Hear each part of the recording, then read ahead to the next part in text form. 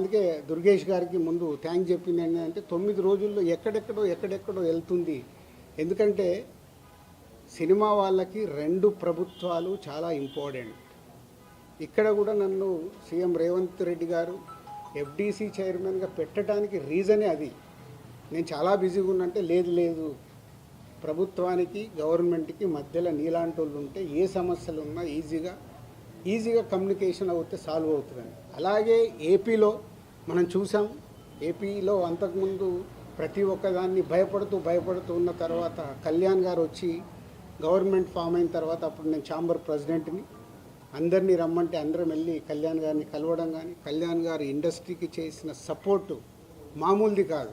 ఆ రోజు మీకు టికెట్ రేట్లు కావాలన్నా, మీకేం కావాలన్నా ఈజీగా తీసుకెళ్ళండి అని. ఇప్పుడు కళ్యాణ్ గారు చెప్పిన తర్వాత ప్రతి ప్రొడ్యూసర్ ఏం చేస్తున్నాడు, ఏదో మన పక్కింటికి వెళ్ళినట్లు వెళ్ళి టికెట్ రేట్లు తెచ్చుకుంటున్నాడు. ఎవరికే కష్టం లేదు, వెళ్ళడం, ఒక అప్లికేషన్ పెట్టడం, ఫోన్లో మాట్లాడుకోవడం, టికెట్ రేట్లు తెచ్చుకోవడం.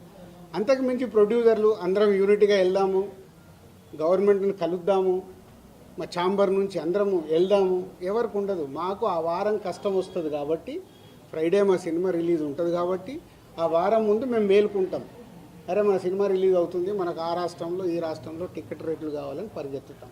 బట్ అందరం కలిసి యూనిటీగా ఉన్న ప్రాబ్లమ్ని కూర్చొని సాల్వ్ చేద్దాం అని ఆలోచించేది మా దాంట్లో తక్కువ.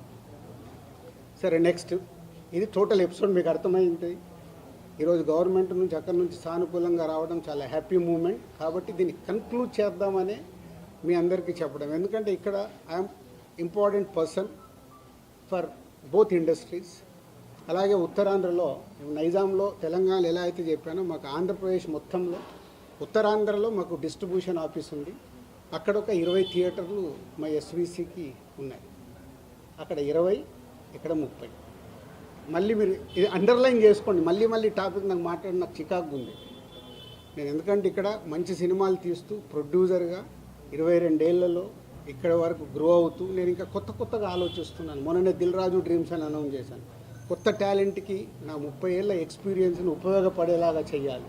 అలాగే ఒక అనే ఒక కొత్త టెక్నాలజీ వస్తుంది, దాని ద్వారా ఇండస్ట్రీకి కొత్తగా వచ్చే వాళ్ళకి ఉపయోగపడాలి. నా థాట్స్ ఇవి.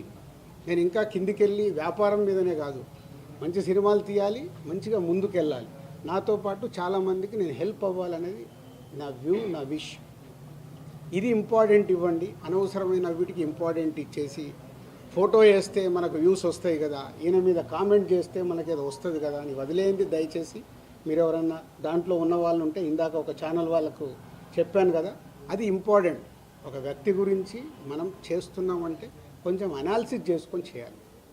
సో నిన్న మా అరవింద్ గారు మాట్లాడడం జరిగింది. అరవింద్ గారికి ఉన్నది ఆయన ఒక క్లారిటీ ఇచ్చాడు. ఆయన మొత్తంలో అలా 15 థియేటర్లు ఉన్నాయి అని చెప్పడం అది నిజం. చాలామంది ఏమనుకుంటారంటే ఆయన కూడా ఏదో దున్నేస్తున్నాడు, ఆయన ఏదో చేసేస్తున్నాడు. ఆయన క్యూబ్ అనే కంపెనీలో, వాళ్ళు ఎప్పుడో పెట్టిన కంపెనీలో ఆయన పార్ట్ ఆఫ్ ద క్యూబ్. ఇట్లా ఇదే వ్యాపారంలో ఉన్నప్పుడు ఇప్పుడు నేను దిల్ రాజు డ్రీమ్స్ అని కొత్తగా స్టార్ట్ చేస్తున్నాను, కొత్త వాళ్ళ కోసం. అనే ఒక కంపెనీ కొత్తగా వస్తుందని స్టార్ట్ చేస్తున్నాను. అవి కొత్తగా వస్తున్నాయి కాబట్టి నేను కొత్తగా ఆలోచించి వెళ్తే 10 ఏళ్ల తర్వాత దిల్ రాజు గారు ఎందుకు పెట్టుకున్నాడు అంటే నేను ఏం చేయగలను? 10 ఏళ్ల తర్వాత క్వశ్చన్ వస్తుంది. ఒక కొత్తది వస్తున్నప్పుడు మేము ముందుకెళ్తాం. ప్రభుత్వాలని కలుపుకుంటూ ఇండస్ట్రీకి ఏం కావాలి, ప్రభుత్వాలు చేస్తేనే ఇండస్ట్రీకి ఏ సమస్య వచ్చినా ప్రభుత్వాలే చేయాలి. వాళ్ళు పెద్దన్న లెక్క. వాళ్ళు ఏదైనా మీకు ఈ ప్రాబ్లం ఉందా మేము సాల్వ్ చేస్తామంటేనే ముందుకు వెళ్ళగలుగుతాం. సో ఇప్పుడు 2 ప్రభుత్వాలు ఇండస్ట్రీకి ఎప్పుడు పాజిటివ్గానే ఉంటాయి.